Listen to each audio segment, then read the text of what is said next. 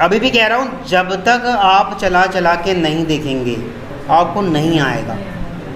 आप चला के नहीं देखोगे तो आपको अभी ऊपर ऊपर रह जाएगा, आपको लग रहा होगा बड़ा आसान, नॉट इक्वल, ये ऑर्डर बाय लिखना ही तो है और फिर रन कर देना है। लेकिन जब तक आप चला के नहीं देखोगे आपको याद नहीं आएगा। वो आपसे पूछ रहा होगा कि नेचुरल सॉर्टिंग ऑर्डर कैसे करते हो, आप कहोगे ऑर्डर बाय।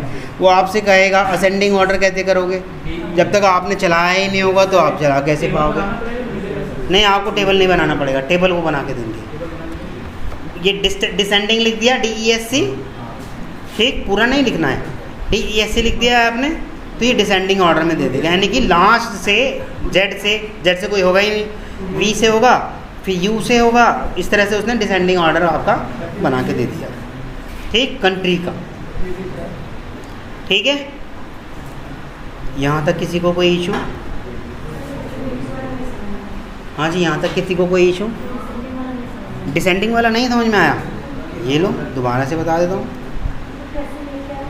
देखो, जब मैंने ऑर्डर बाय करा तो ऑर्डर बाय में जो मेरी ये कंट्री है, ऑर्डर बाय कंट्री है, कंट्री को उसने ऑर्डर लगा के रख दिया।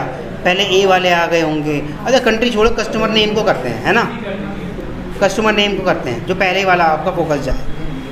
ऑर्डर बाय कस्टमर नेम, इसे चलाया मैंने तो जो कस्टमर पहला ए नाम से स्टार्ट होता होगा ना वही आएगा, देखो, ठीक। नेचुरल सॉर्टिंग ऑर्डर, फिर बी वाले आए होंगे, मतलब कि अल्फ़ाबेटिकली ऑर्डर। पर आप चाहते हो, हाँ, दो का ऑर्डर कैसे होता है? हुआ है कभी ऐसे?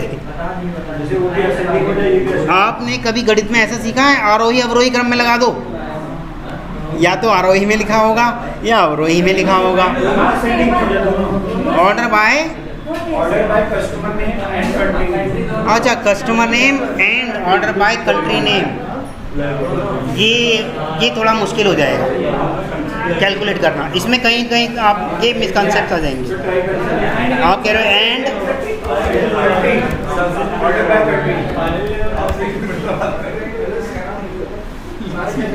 तो कॉन्फ्लिक्ट आ जाएगा ना। वो पहले नेम के साथ कर रहा होगा तो शायद कंट्री जेड पे पड़ी हो, ए वालों की कंट्री जेड पे पड़ी हो, तो कॉन्फ्लिक्ट कर जाएगा। ठीक है, इतना समझ में आ रहा है? इससे तो नेचुरल सॉर्टिंग ऑर्डर आ गया आपका नेम का। लेकिन आपको लग रहे हैं भाई ये तो स्क्रॉल कर करके मैं थक जाऊंगा, और आपको मालूम है किसी जेड वाले बंदे का नाम देखना है या किसी डब्ल्यू वाले बंदे का नाम देखना है, तो आपको पता है एक और इसने फैसिलिटी दे रखी है, ऑर्डर डिसेंडिंग। तो जेड से या सबसे लास्ट में जो भी नाम होगा उसको पहले ला के रख देगा। देखो डब्ल्यू सबसे पहले ला के रख दिया ना इसने। अब आप पूरे कंफर्म हो जी नहीं है, इसमें जेड से नाम नहीं है, एक्स से नाम नहीं है ना, वाई से नाम नहीं है, डब्ल्यू से है। एक्स वाई जेड का तो है ही नहीं, क्योंकि सबसे ऊपर आपको दिखा डब्ल्यू। अब आपसे कोई पूछ रहा है क्या यू से है, दिख रहा है आपको कहीं से? यू नहीं दिख रहा ना, यू का नाम है ही नहीं इसमें। डायरेक्ट डब्ल्यू के बाद वी आ गया, वी है ना, तो बस यही है। ऑर्डर बाय समझ में आ गया? दो तरीके के ऑर्डर बाय हैं, असेंडिंग और डिसेंडिंग। हाँ, आप करोगे भाई। रियल सिनेरियो में यूज़ क्या है? आपने जो फेसबुक पे अपना अकाउंट बनाया होगा, कभी नेम में आपने अपना नाम लिखा होगा, सरनेम में आपने अपना सरनेम लिखा होगा, मोबाइल नंबर लिखा होगा, मेल आईडी लिखी होगी, फिर आपने एक सेव बटन पे क्लिक कर दिया होगा। वो कहीं जाके सेव हुए होंगे ना। कहाँ सेव हुए होंगे? कहाँ पर? आपकी प्रोफाइल कहाँ पे सेव होगी? क्या बनाए होंगे? सर्वर। सर्वर किस चीज़ को कह रहे हैं? वो उसी सर्वर पे डेटाबेस इंस्टॉल है, जिसे आप सर्वर कह रहे हैं, उसी सर्वर पे डेटाबेस इंस्टॉल है। और उस डेटाबेस से डेटा निकालने का तरीका ये क्वेरी से होता है। दो तरीके होते हैं, या तो आप सीधा सा, एक मिनट, सेलेक्ट स्टार फ्रॉम, ये तो आपने क्वेरी से कर लिया, ठीक। या फिर आपने गए डेटाबेस में, डेटाबेस पे डबल क्लिक किया, डबल क्लिक करने के बाद इस तरह से पूरी की पूरी टेबल खुल के आ जाएगी। अब आप इस पूरी टेबल में ढूंढ लो कहाँ है सुधांशु गौड़, और ये 91 है इसके अंदर, लेकिन अगर 91 लाख होते तो आप इस टेबल के अंदर ढूंढो आप सुधांशु गौड़ बरेली वाले कहाँ पर हैं। ठीक है, अब समझ में आया। तो इस डेटाबेस से निकालने के लिए डेटा को ये क्वेरी लिखी जा रही है और वही क्वेरी मैं आपको समझा रहा हूँ। ठीक, ये है आपका स्ट्रक्चर क्वेरी लैंग्वेज वाला। आपसे पूछेगा नो स्ट्रक्चर क्वेरी डेटाबेस पे काम किया है, तो आपने किया है भाई। पहले स्ट्रक्चर वाला तो मेकअप कर लो। नो स्ट्रक्चर वाला बिल्कुल हूबहू जेसन के जैसा होता है। जैसे सर ने आपको जेसन बताया होगा कि ऐसे करली ब्रेसिस कॉमा लगा के इन्वर्टेड कॉमा में फिर क्या कॉमा करके उसकी की वैल्यू बनाते हैं, है ना, वो नो डेटाबेस होता है। लेकिन अभी आप उसको बोलना मत, क्योंकि आपसे करवा के देखेगा, आपसे डेटाबेस का नाम पूछ लेगा, नो डेटाबेस का नाम बताना जा रहा है, नो स्ट्रक्चर क्वेरी वाला डेटाबेस कौन सा है, आप मार्क हो जाओगे। लेकिन आपको बता देता हूँ, नाम तो सिर्फ आप बता ही सकते हो कि sir I have idea Mongo dB. ठीक, मोंगो डीबी का आइडिया है, पर मुझे उसकी क्वेरी अभी चलानी नहीं आती है। ठीक, हाँ, जहाँ जेसन आपकी मजबूत हो गई, मोंगो डीबी आपका बिल्कुल उसका भाई है। ऐसे सब कर सकते हो, रीड डिलीट, लेकिन टेस्टर करते नहीं हैं, क्योंकि डेटाबेस के अंदर लॉग्स बनते हैं। जिसने जो डिलीट किया उसके नाम से, उसकी यूज़र आईडी से सब लिखा हुआ आता है। आपसे मान लो गलती से डिलीट हो भी गया और आप कहते हो जी मैंने तो नहीं करा, समझ रहे हो, सबका लॉग बन के आता है। कितने बजे किसने एक्सेस किया, कितने बजे किसने इंसर्ट क्वेरी चलाई, कितने बजे किसने डिलीट किया। इसीलिए तो इसका नाम डेटाबेस है। SQL मैनेजमेंट स्टूडियो जो है ये सारी चीज़ें मैनेज करता है। ठीक, यहाँ तक समझ में आया। ऑर्डर बाय समझ में आ गया आपके।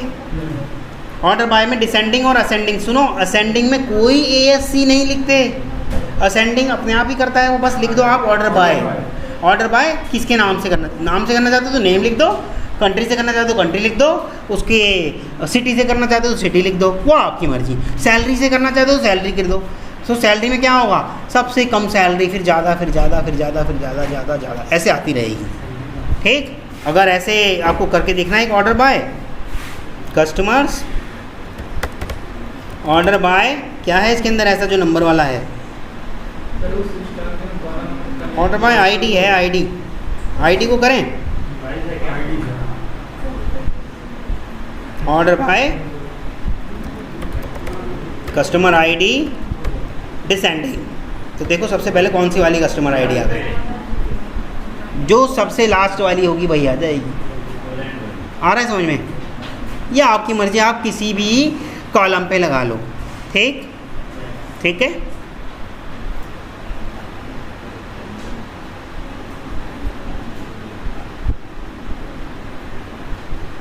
वेयर कंडीशन हो गई, ऑर्डर बाय हो गया, इंसर्ट क्वेरी आप नहीं चलाते। उस पर भी आ रहा हूँ, मैक्स पे भी आऊँगा और मिन पे भी आऊँगा। मैक्स मिन अगर चलाने आए, हाईएस्ट सेकंड, हाईएस्ट थर्ड, सब चलाओगे आप। ठीक है, पर पहले बेसिक क्वेरी तो देखो। इंसर्ट वाली हम लोग नहीं चलाते, इंसर्ट क्वेरी हम टेस्टर्स नहीं चलाते। ठीक, क्योंकि हमें इंसर्ट करना होता है फ्रंट एंड से, यानी कि जो दिख रहा है उससे। ये डेटाबेस से क्वेरी चला के देखते हैं आपके developers. Insert into table name, फिर कौन कौन सी कॉलम है वो कॉलम के नाम लिखते हैं, फिर वैल्यूज़ लिखते हैं, क्या क्या वैल्यू किस कॉलम में चली जाए, ये होती है। पर इंसर्ट क्वेरी हमसे नहीं चलवाई जाती। हाँ, तो सेलेक्ट से चला के देख लोगे ना, फॉर्म पे सेव पे क्लिक किया, डेटाबेस में डेटा गया, आप सेलेक्ट से चला के देख लो आ रहा नहीं आ रहा। अब आप डेटाबेस में डाल के देखोगे, फ्रंट एंड पे देखोगे आ रहा नहीं आ रहा, ये तो उल्टा प्रोसेस हो गया ना। ठीक, आप डेटाबेस नहीं चेक कर रहे, आप फ्रंट एंड चेक कर रहे हैं। ठीक, जो डेटाबेस चेक कर रहा होगा यानी कि डेवलपर, उसके लिए है, वो बार बार एंट्री नहीं करना चाहता, cut click save, cut click save. वो तो सीधे चला देगा इंसर्ट इनटू टेबल और बहुत सारे नाम डाल देगा और बस रन पे क्लिक किया, 25-30 एंट्री चली गई। अब वो फ्रंट एंड पे डाल के देखना चाहता है रोल नंबर वाइज कि आ रहा है नहीं आ रहा, ये उनके लिए होता है। ठीक,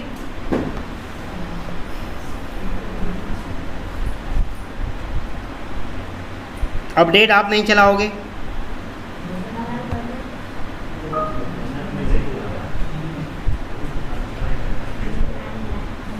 इस नल आप चलाओगे कई बार, इस नल आपका चलेगा कई बार, ठीक। इस नल किस केस में चलेगा?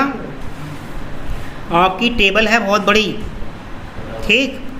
मान लिया आपकी टेबल के अंदर 90, 80, 70 हज़ार, लाख तक मान लेते हैं, इतना रिकॉर्ड पड़ा है। लाख तो मैं बहुत छोटी अमाउंट बता रहा हूँ, करोड़ों में होता है, ठीक है। इतना डेटा पड़ा है और इतने सारे डेटा में आप क्वेरी चला चला के भी थक गए। आप सोच रहे हैं कैसे पता चले कि यार ये डेटा जा भी रहा है या नहीं जा रहा। वहाँ आप चाहते हो कि कहीं कोई डेटा नल तो नहीं चला गया। अगर आपके दिमाग में ये बात हिट हो गई तो इस क्वेरी से आप चला सकते हो कि भाई हम डाल तो रहे थे, जैसे ही मैंने सेव बटन पे क्लिक किया बहुत फास्ट पेज रिफ़्रेश हुआ होगा, एड्रेस मिट तो नहीं गया था, बाकी क्वेरी जा चुकी होंगी, बस एड्रेस या नेम वाला तो रिफ़्रेश नहीं हो गया था। और जैसे रिफ़्रेश होता है आपको पता है, देखो जैसे ही मैंने यहाँ लिख रखा है ये, जैसे ही ये रिफ़्रेश हुआ तो क्या ये लिखा हुआ रह जाएगा? मिट जाता है ना। ऐसे हमें वहाँ भी डाउट होता है कहीं एड्रेस रिफ़्रेश होने के बाद मिट तो नहीं गया था, और जब मिट गया था तो नल तो नहीं चला गया। और नल हमेशा वहीं जाएगा जहाँ पे डेटाबेस डिज़ाइनर ने नल अलाउ करा रखा होगा, ऐसे नहीं जाएगा। नल जहाँ अलाउ करा रखा होगा वहीं उसने नल को परमिशन दे रखी होगी, ठीक। तो कोई भी रिज़ल्ट ऐसा नहीं जहाँ पे हमारा डेटा या एड्रेस नल ना हो। आ रहा है समझ में? कोई अगर डेटा मेरा ऐसा होता, मैं इसको वो कर देता हूँ कमेंट, मान लो मेरा ये कोई एड्रेस खाली पड़ा होता है, इस जगह ब्लैंक आ गया होता है, नल आ गया होता, तो उस केस में मैं चेक कराता इस नल, तो सबसे पहले इसी रिकॉर्ड को दिखाता वो कि आपके इस नल पड़े हैं जी। तो आपने जैसे ही देखा तो समझो आपके हाथ तो खजाना लग गया, सीधे आप डेवलपर के पास जाओगे, जी देखो बग है, समझ रहे हो?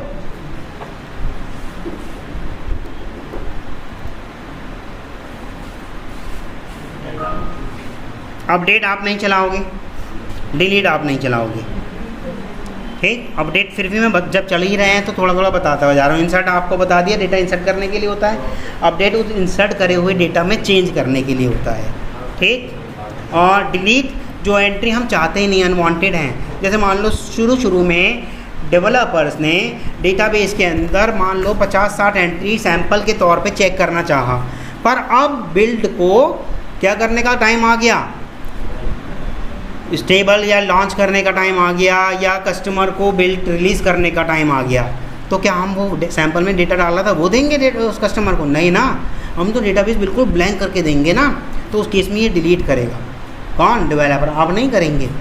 कई बार आपसे भी कह सकते हैं कि यार आप टेस्टर हो तो डिलीट कमांड चला दो, यार ये सैंपल वाला डेटा डिलीट कर दो सारा। तो आपको वहाँ पता होना चाहिए डिलीट की कमांड कैसे चलाते हैं, ठीक। पर बहुत ही रेयर चांसेस हैं ये वाली कमांड आपको दी जाए, डिलीट वाला आपको नहीं दिया जाएगा। क्यों नहीं करोगे? जब आपको दिया है परमिशन तो आप करोगे, ये तो आपका फिर काम हो गया ना।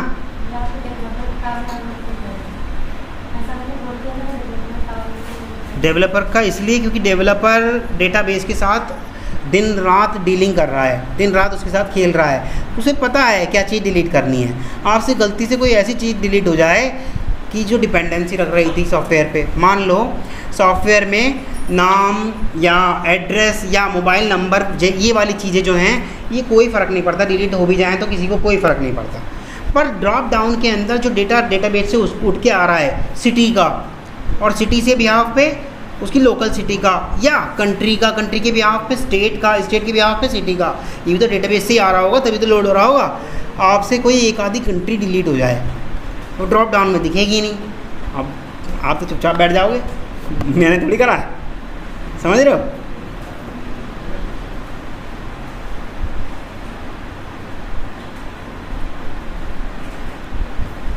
देखो ये है डिलीट फ्रॉम कस्टमर्स। जब कभी भी हम डिलीट करते हैं वेयर कंडीशन के साथ करते हैं, डिलीट फ्रॉम कस्टमर्स, ठीक। तो ये कस्टमर में वेयर कंडीशन लगाया, where customer name is equal to जो भी नाम मैच कर गया सिर्फ उसको डिलीट कर देगा। एक रिकॉर्ड डिलीट हो गया, देखो दिख रहा है आपको 90 डेटा है, अभी तक 91 थे, दिख रहा है ना।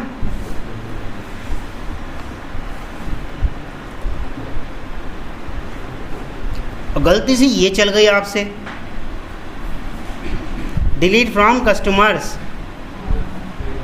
अब क्या होगा, देख रहे हो, 0 हो गया।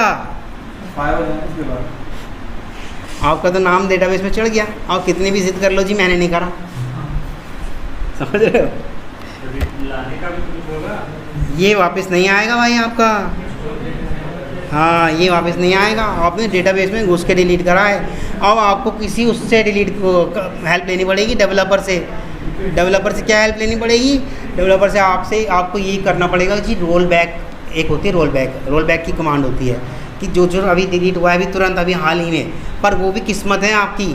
उसके बाद अगर किसी ने 2-4 इंसर्ट चला दी, 5-10 इंसर्ट चल लगी, क्योंकि डेटाबेस तो लाइव होता है, खटाखट एंट्री जा रही होंगी। अब वो रोल बैक करना भी चाहेगा, 5-6 एंट्री चली भी गई होंगी, तो रोल बैक वो पिछली वाली तो कर पाएगा। अब वो रोल बैक आपका डिलीट मान लो 13 एंट्री पहले हो चुका होगा, तब तो उसकी भी बस की नहीं।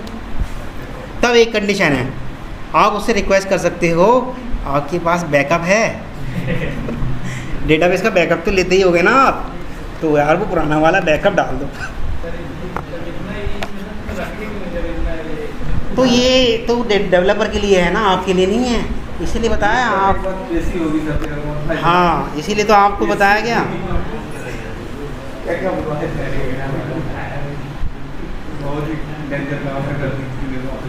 हमारी कस्टमर टेबल डिलीट हो गई, मुझे लग रहा है सेशन को बंद करना पड़ेगा। कोई बात नहीं।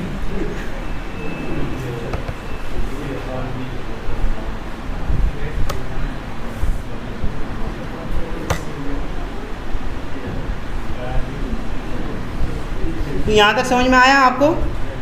डिलीट कमांड भाई खतरनाक कमांड है। डिलीट के साथ कभी भी मत खेलो। और डिलीट कमांड के साथ कभी भी ऐसा भी हो जाता है, डेटा तो डिलीट होता है और डिलीट को थोड़े से दूसरे तरीके से चला दी, या ड्रॉप टेबल चला दी, डिलीट ड्रॉप, ये कभी आप नहीं चलाएंगे। ठीक, डिलीट डेटाबेस लिख दिया आपने, खाली पूरा डेटाबेस जाएगा।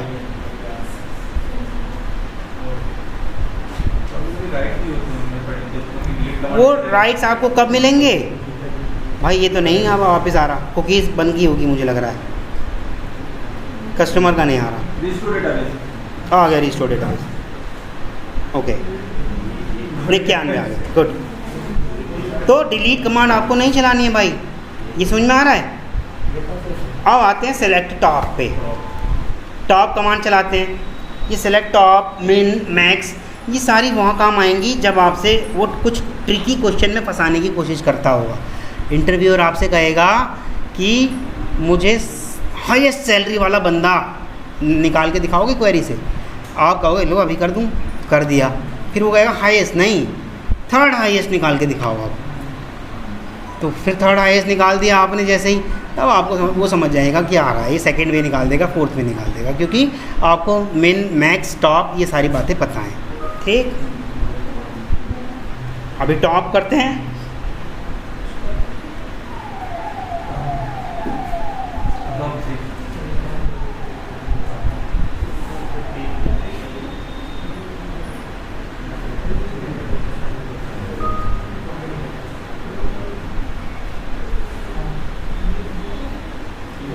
टॉप 3 मतलब डेटाबेस में सबसे ऊपर।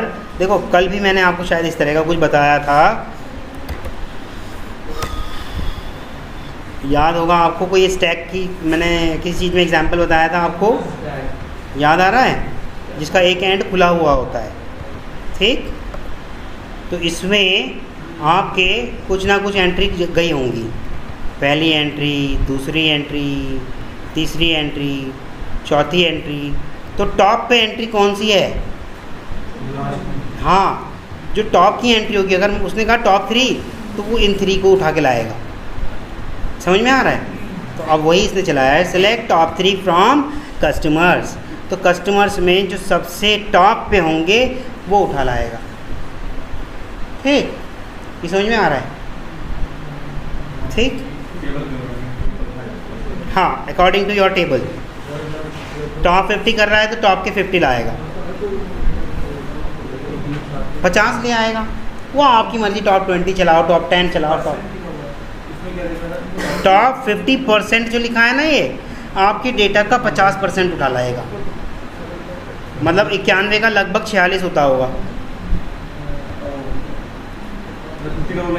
हाँ, परसेंट PERCENT लिख दोगे।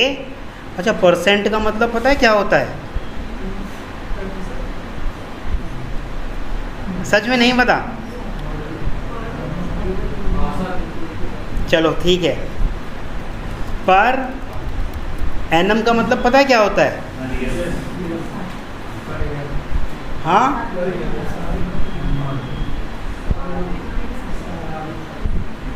नहीं मालूम।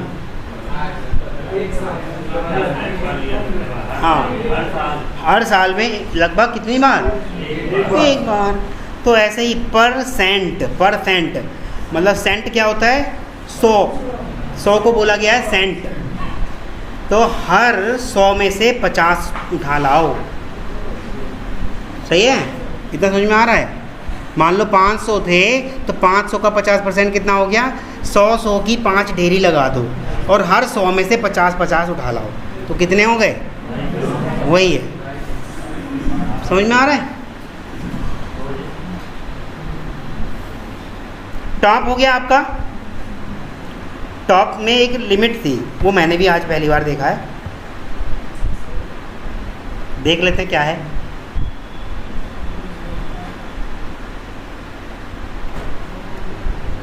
Select star from customer limit 3।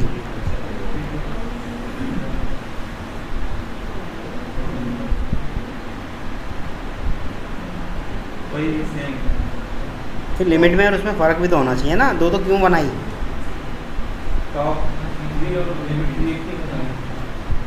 The following SQL statement shows the equivalent example of क्या बोले? वही मैं जानना चाह रहा हूँ ना।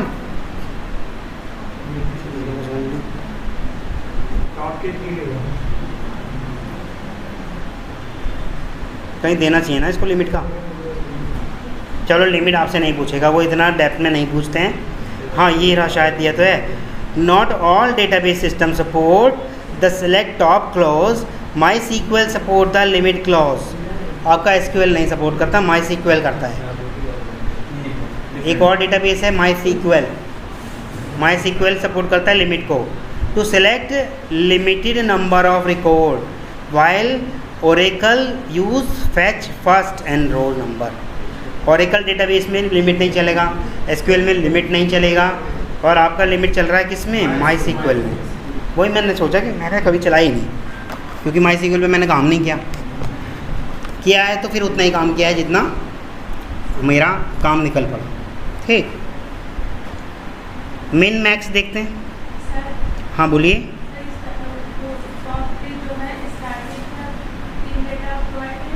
हाँ,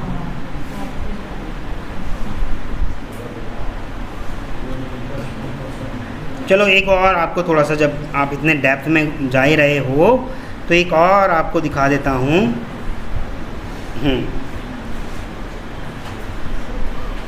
सेलेक्ट टॉप 50%, ये समझ में आ रहा है? टॉप 50% की जगह मैं 10% कर दे रहा हूँ, तो यानी कि 9-10 रिकॉर्ड आ जाएगा।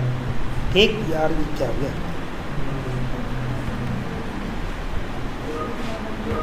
हाँ, मैं 10% कर दूँ तो आपको मालूम ही है कि ये 10% यानी कि 9-10 रिकॉर्ड आएंगे बस। ठीक, 10 रिकॉर्ड आ गए, ये आ गए आपके। ठीक,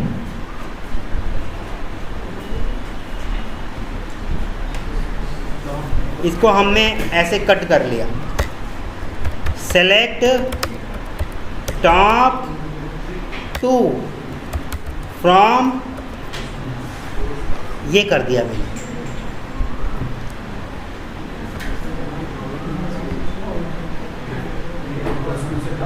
चला नहीं पाया, लेकिन ये क्वेरी चलती है।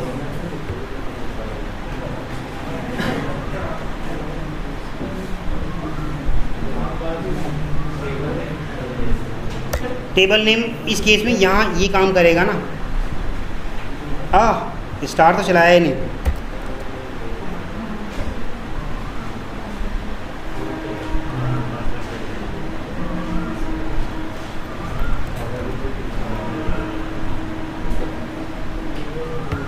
चला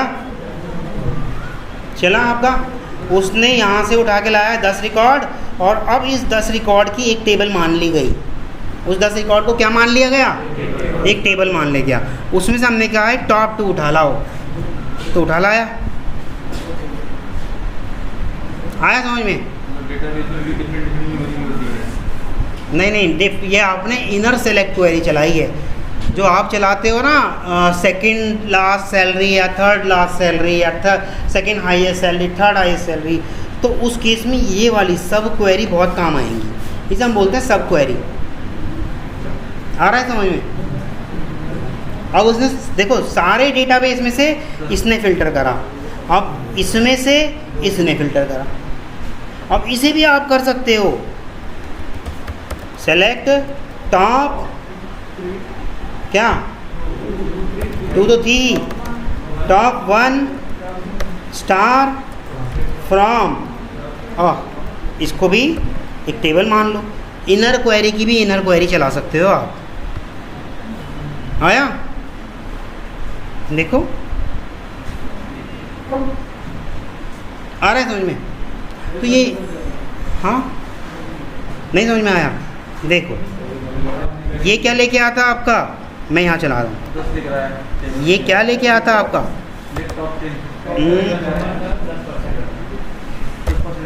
10%, मैंने कहा ही नहीं, टॉप 10 कहा है, ठीक?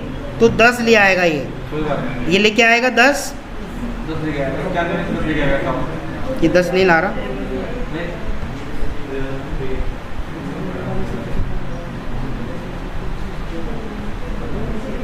लाएगा अभी लाएगा।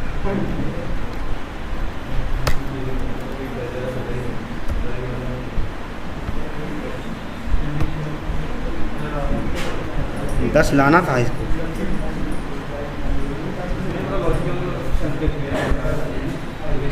दस आ गए, इससे 10 आ गए, ठीक? पर इस 10 में से मैंने कहा ऊपर की 2 जो 10 आई हैं उसमें से ऊपर की 2 दे दो, ठीक? तो मैंने ये क्वेरी चला दी। तब मैंने ये क्वेरी चला दी, उस 10 में से ऊपर की 2। ओके, ये इसकी वजह से थोड़ा सा प्रॉब्लम आ रही है। आया? ठीक? देखो ये इतना पार्ट तो 10 ला रहा था, अब ये 10 तो ले आया, पर इस 10 में से भी हमने एक सेलेक्ट चला दी, सिलेक्ट टॉप 2 फ्रॉम, किस में से? कोई टेबल का नाम नहीं लिया, फ्रॉम यही ये 10 जो लेके आया था इसमें से। ये आप इसके अंदर सब क्वेरी चला सकते हैं। यहाँ तक किसी को कोई इशू? किसी को भी कोई इशू तो बताओ। हाँ हाँ बोलो। हाँ चला सकते हैं, लेकिन आपसे अगर ऐसा कह दिया गया केवल दिल्ली शहर के अमित नाम के व्यक्ति की टॉप सैलरी लेके आओ, ठीक? तो आप दिल्ली शहर के अमित नाम फिल्टर कर लोगे, select user name from customer table, ठीक? Where name equal to Amit, तो ऐसे करके 50 अमित आ गए। अब उन 50 अमित में से आप मैक्स सैलरी निकाल सकते हो, यानी कि सब क्वेरी तो ये वाली हो गई जो सेलेक्ट लेके आया सारे अमित को, और इन सारे अमित में से मैक्स वाला मैं निकाल सकता हूँ अलग एक सब क्वेरी चला के। आया समझ में? यहाँ सब क्वेरी आपकी काम कर जाएगी। सिंपल इसलिए बता रहा था कि वहाँ आपको करता तो आप मैक्स और मिन में थोड़ा सा घबराते, ठीक? यहाँ तक समझ में आया? नहीं आया तो पूछ लेना भाई। सूरज नहीं आ रहा? ये कैसा नहीं आ रहा है? आ रहा है ऐसे करो ना फिर। ये कौन बैठा है? सुंदर समझ में आ रहा है? पूनम, बबीता समझ में आ रहा है आपके? फास्ट नहीं है ना? जहाँ भी आपको लगे कि थोड़ा सा भी स्किट हो रहा है या नहीं आ पा रहा, क्योंकि देखो प्रैक्टिस आपको करनी है, और अगर यहाँ कॉम्प्रोमाइज़ कर लिया कि नहीं पूछ लूँगे कल पूछ लोगे, फिर छूट जाएगा वो, ठीक है? मैक्स और मिन वाला देखते हैं।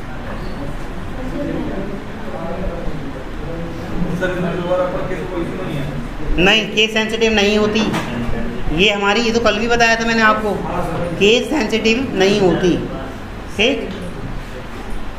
चलो अब आगे आते हैं मिन और मैक्स। जैसा कि नाम से आपको पता चल पा रहा है, मिन क्या लेके आएगा और मैक्स क्या लेके आएगा, ये आप अपने जावा में बहुत खेल चुके हो, कर चुके हो ना? तो मिन और मैक्स पे एल्गोरिथम इनकी पहले ही लिखी हुई है, आपको सिर्फ क्वेरी चलानी है। ठीक, सेलेक्ट मिन प्राइस, मिन प्राइस अभी ये एफ वाला रहने देते हैं, मिन प्राइस फ्रॉम प्रोडक्ट्स, प्रोडक्ट्स में से मिनिमम प्राइस वाला उठा लाएगा। ये सबसे मिनिमम प्राइस वाला कौन सा मिला? ठीक,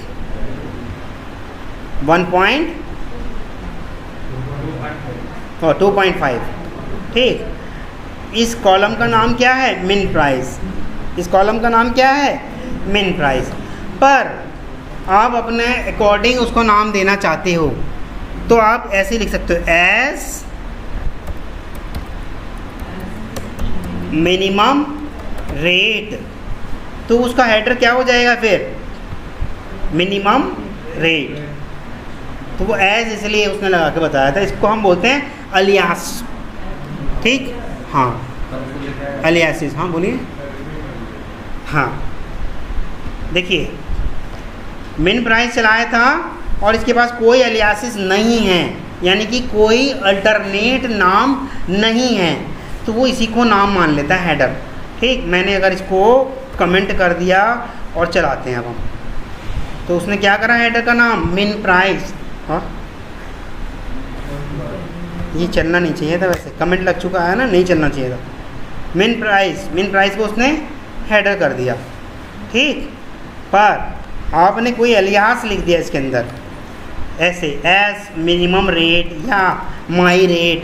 ठीक, माई मिनिमम रेट, तो हेडर को वो वही रख देगा, माई मिनिमम रेट। ठीक है, कई बार ऐसा होता है कि डेटाबेस की कॉलम के नाम ना कुछ इस तरह से लिखे होते हैं कि आप यूज़र फ्रेंडली नहीं हैं, आप समझ नहीं पा रहे हैं।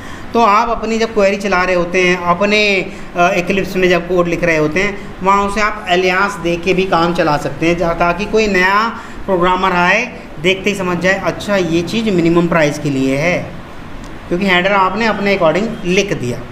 ठीक, मान लो ये प्राइस नहीं था, आपने देखा प्राइस तो गलती से लिखा गया, तो मैंने क्या करा?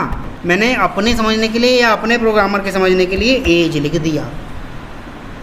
तो अब मुझे देखते ही आदमी समझ जाएगा अच्छा एज की बात कर रहे हैं ये, क्योंकि हेडर में क्या लिखा है? एज।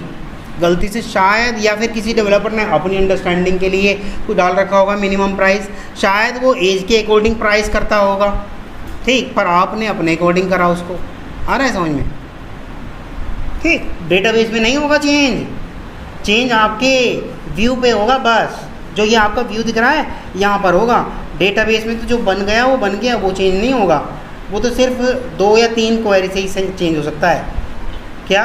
अपडेट वाली थी, इंसर्ट वाली थी या डिलीट वाली थी, जिसकी आपको परमिशन नहीं होती। ठीक है, बहुत मुस्कुरा रहे हो।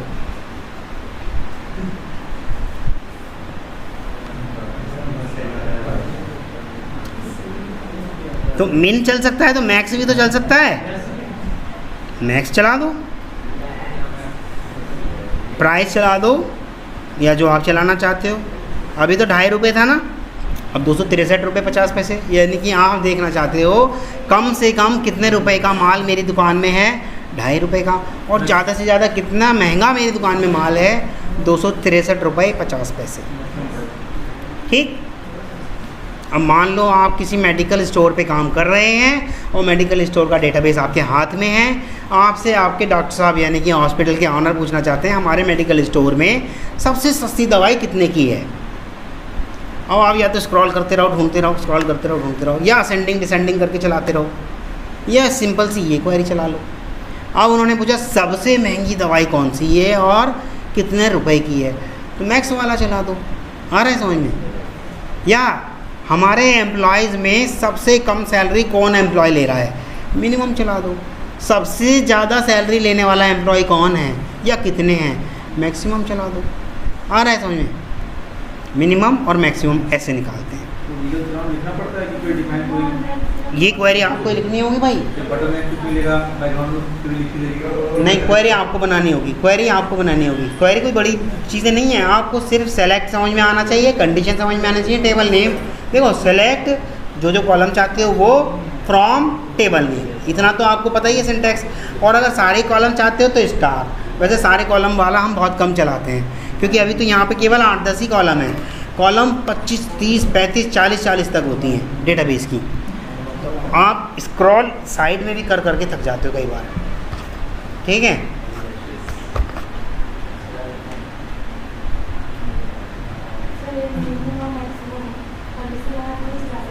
कैसे कंडीशन में कैसे?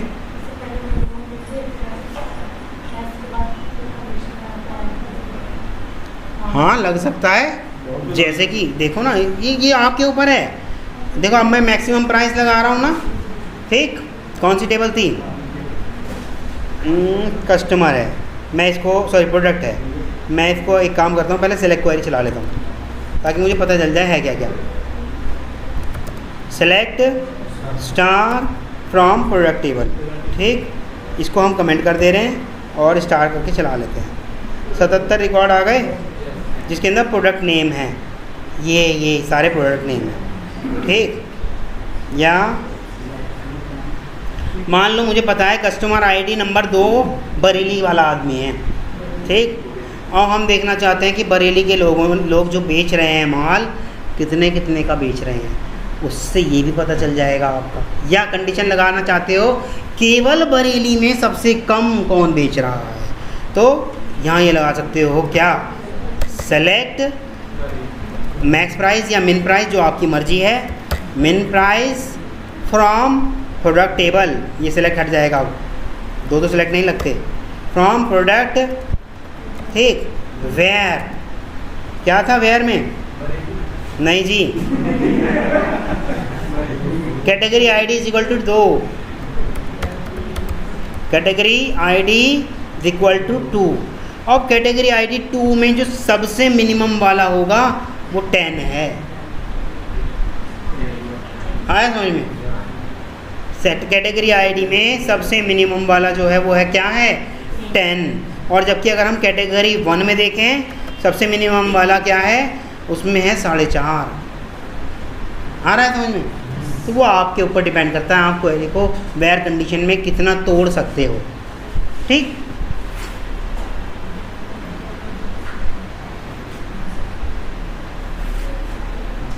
काउंट, एवरेज और सम ये कर लेते हैं, रहने देते हैं। पहले भी इतना ही हो गया था ना शायद रिकॉर्ड, ठीक है इतना ही रखते हैं।